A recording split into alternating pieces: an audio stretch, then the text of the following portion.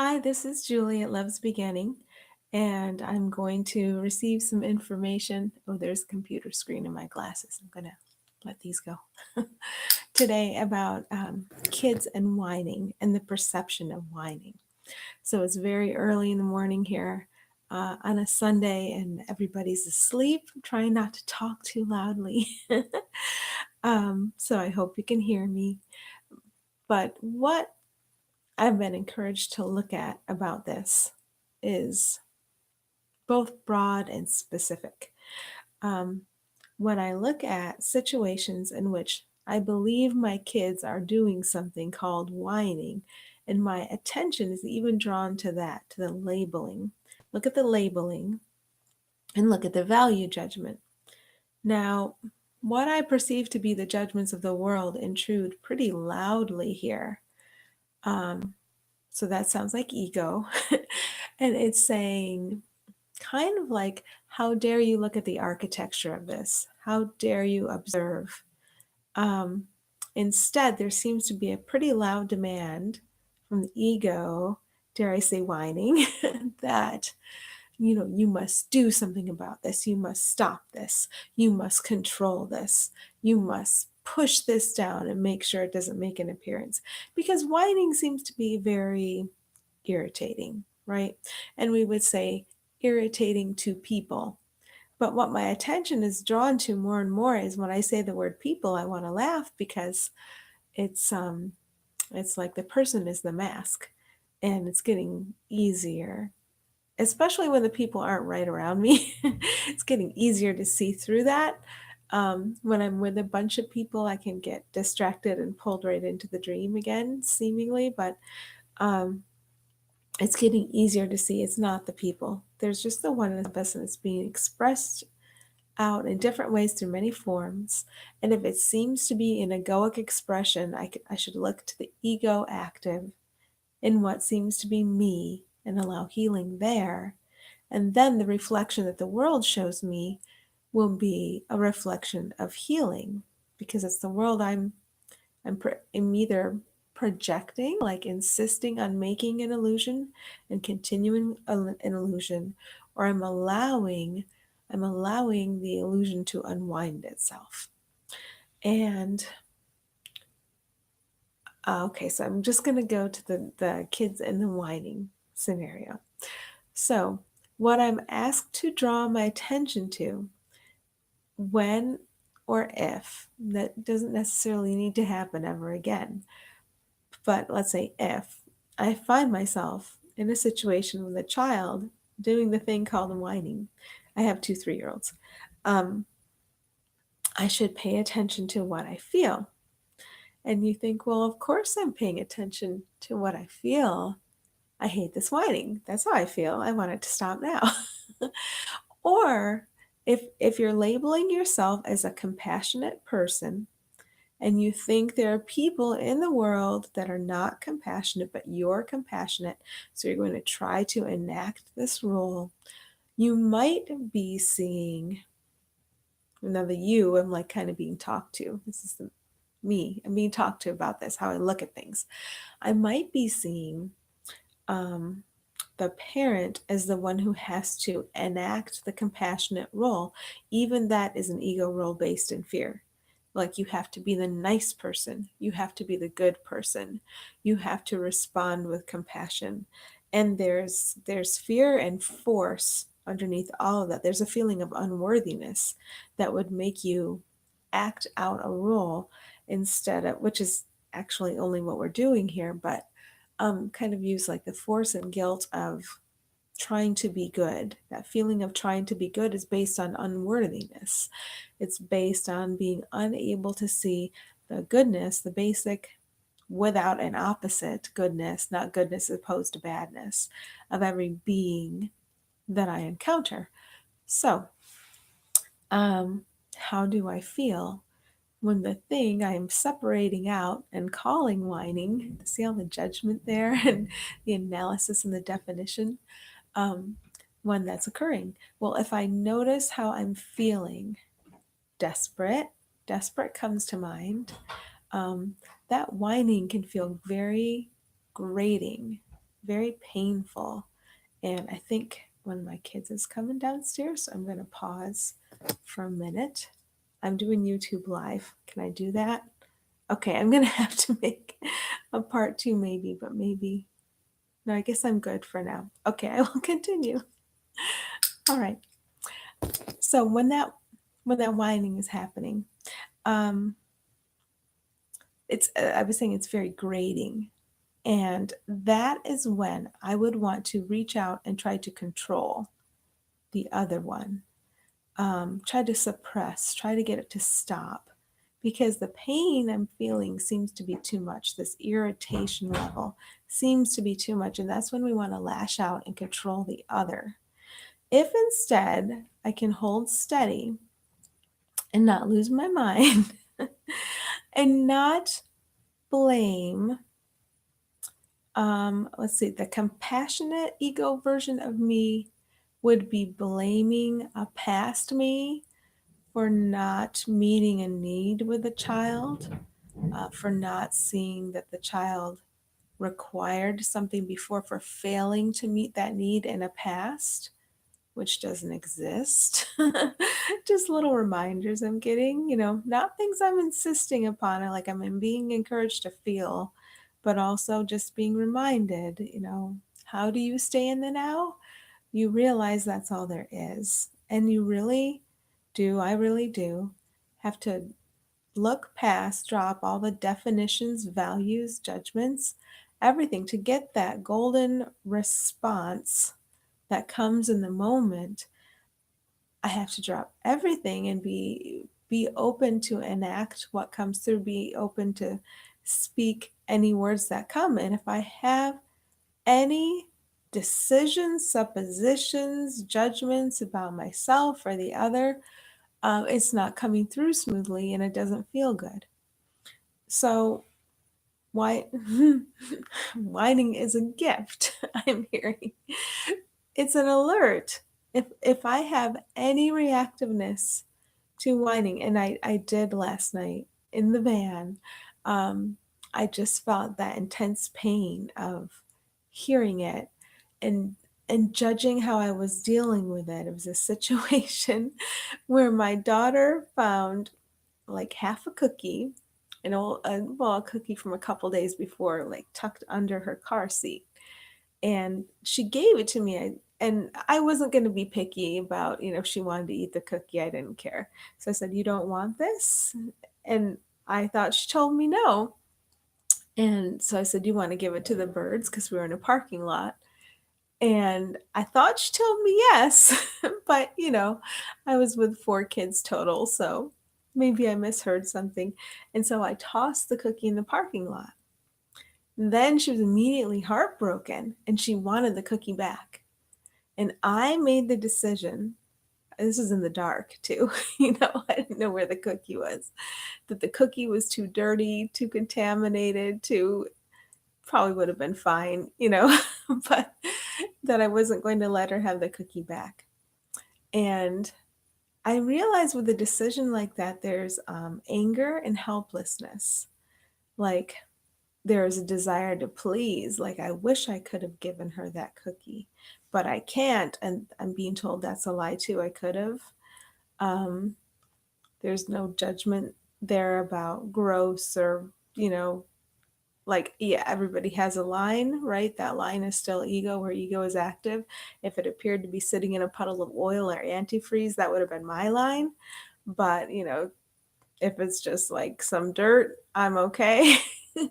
So there's my line. I recognize it.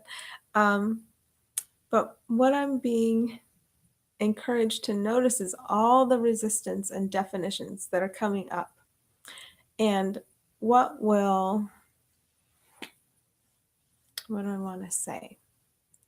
It's not that the whining is wrong. Like there's a desperation to stop the whining. And then a force will come into my actions and words where there's just no chance of connecting then. We're relating through ego when we're doing that. So I told her, I hear you. I'm sorry. I'm not going to get the cookie. Um, I love you. We'll get a cookie when we get home or some food. And we continued on our way, but she was still fussing about it, fussing about it, fussing about it. And I realized, okay, it's not time for me to talk to her right now because I don't have any loving words to say, just a repetition of what I was saying before. And it didn't feel genuine. My tension was mounting. Um, so then we turned a corner, still driving home, and it's continuing. And the pain was immense. The irritation was immense. I just felt like I was sizzling, like I couldn't take it. The more you're willing to feel, the more you're not numbing out, the more you seemingly have to deal with, but also the more healing opportunities you have. So I ended up kind of breaking though. And I had some thoughts, before that in my head, like, just, I wanted to yell, I wanted to scream, I wanted to, and of course you don't want to do that to a child. So I worked with my thoughts for a little bit and it's continuing and I'm feeling guilty because I haven't found a way to connect, to soothe, to do anything to help. We just seem to be in this suffering. She seems to be suffering. I'm defining her as suffering. And then I'm suffering myself because of that, because of a half an Oreo cookie. So it was a good learning opportunity. Um, so we turned the corner and I said quite firmly, okay, I hear you and you don't have the cookie and I can't give it to you. And we are finished with this now. And we are done. We are not doing this anymore. And she stopped immediately. It wasn't a good stop. I could judge myself for, I don't know, for not having the right quality of connection in that moment, for trying to press her down, for stopping her expression, but that's not the way I'm guided to go. It didn't feel great. And what we want sometimes is peace at all costs, but it's not real peace. It's like, you shut up and leave me alone so I can keep ignoring the way that I cling to suffering. It was more like that. It was more like that. And she was able to hear me asking her for that. And she shut down. But at what cost, I want to say. But I also don't believe the old song and dance about I am making her suffer, or I don't believe that that's all built based on guilt, or I don't believe it to the extent I used to believe it before. So, where am I going with this? This is kind of rambling because I'm going back through something that's still fresh. So let me receive the guidance on that. So what I've been told about kids and whining and politeness before is that we are insisting on a facade from them so we can feel good. And when we don't get that facade from them, that surface, so we can just ignore everything else, we have a temper tantrum of our own. And so that is what I was going through last night. And so what I'm told about our communication with each other and our connection with each other is it's often occurring when we're not physically with each other, or at times when we're not looking at each other or visibly interacting, because we're in a calmer spot. But our minds are always sharing. Our minds are always sharing. The only thing that can be truly shared is love. And when we're calmed down and appreciating and back to that space, that's when we're truly communicating with each other.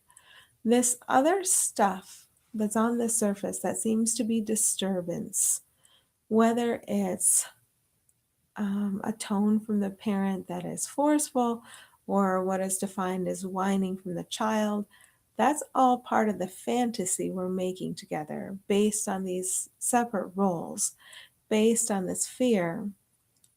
And we are so accustomed to judging that, so accustomed to judging all of that. But what I'm being invited away from is if you drop all of the judgment, all of the definition, all of the analysis, ego says, wait a minute, that's how I plan a persona that seems safe to me. That's how I control everything going on so everybody and everything's okay. How can I drop this? But I'm realizing now the only way to allow the love we are to come through us is to drop all that stuff, all that mind activity, whether it seems to be positive or negative, whether it seems to be supporting the positive enactment of parenting or just what we see as the negative, like, get out of my face, you're bothering, type of stuff. More and more I'm being shown it doesn't matter. It's all of the structure of the perceived separate self-control that's blocking the whole responding to the whole, instead of a part trying to control or influence a part. So, what I'm told about this is she's okay, you're okay, you've always both been okay. And the thing you need to remember together is that you are okay, and you always have been okay. I guess there was a book called I'm Okay, You're Okay. Maybe that's what this is about. But just returning to that and allowing that awareness to dominate, and then expressing from there. This is not rocket science. Calm down and then respond to somebody. Deal with your own pain, um, accept healing for yourself, and then allow the response to come through you. But it does seem new and different now because of what I'm told about true communication. Like, when you are, what I was guided away from last night was trying to influence her until that moment when I was like, we're done. Um, don't try to influence her. Um, let her have her moment. In the past, I would have tried to make her happy, but that was like a desperation to um, create the facade that I thought was necessary for me to be happy. But that, I didn't know what any of that really meant. I didn't know what happiness really was because I hadn't settled down past the fictional happiness into the joy that we always have been. Um, so what else do I want to say about that? That was just the one example, but I've been talked on this topic. I've been talked about this topic a lot. I've received a lot about it. And it's not a how to in parenting. It's not like, well, if your kids whine, this is what you do. It's more like the ego is an eternal whining to which we keep listening. And when we realize that it's painful, there's like a rage that comes up because you think there's nothing else. Like, it's a self-created hell that we extend through time. And when we realize what we're doing, set it down, listen for that other voice, then we can follow that other voice. It sounds so simple, but in intense moments, it it can be really challenging. But the thing that's encouraging is that when we become willing to hear the voice of ego and to understand when it's running the show and when we're allowing something else to run the show, um, ego gets vicious and desperate as you keep looking at it. Because as you look at it, you're looking at it as the light you are. And as you do that, you can start to see the light that everybody else is. So, what I want to do, like, ego right now wants to tell you of like the happy resolution to the cookie incident. So, like, you don't think I'm a mean mother, you don't think I'm this, or you don't think I'm that.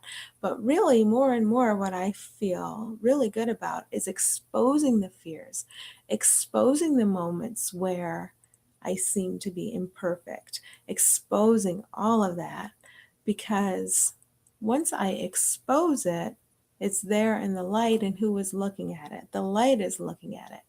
So whenever we're trying to hide something or like paper over a facade, a happy facade, a successful facade, a calm facade, a spiritual facade, whenever we're trying to do that, we are um, hiding, and we're referring to ego to guide us. Ego says hide, hide, hide.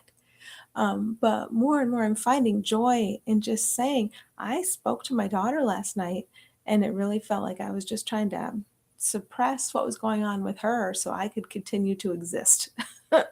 Now, did you hear that? So I could continue to exist. What would say that? That would be an ego. Like that's joy to discover that. Because to get it all out in the open is to allow healing, is to get myself into this state where I can calm down and allow healing.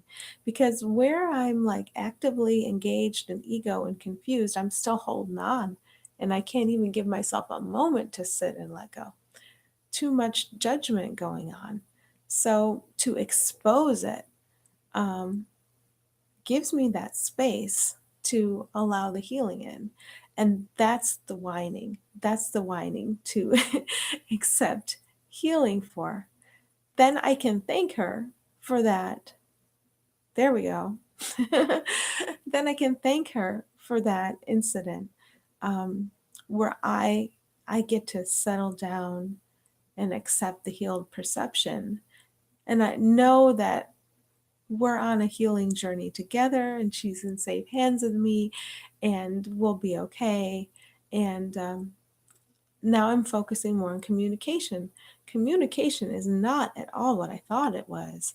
It is not manipulating others to get the facade of a positive outcome so you can create an identity for yourself as a good parent or a kind parent or a successful parent, or so your child can show up looking apparently happy, so they can get the label that would please the parent of a happy child or a successful child. Or like, all this thinking has been revealed to me, and it's very helpful to see and to let go of. I think I have something to say about politeness too. So I'm gonna stop because I feel like I'm talking for a while and do another one. And I hope this helps somebody somehow. Help me. Thanks. Did I just turn that off or not? Let's see. Yes.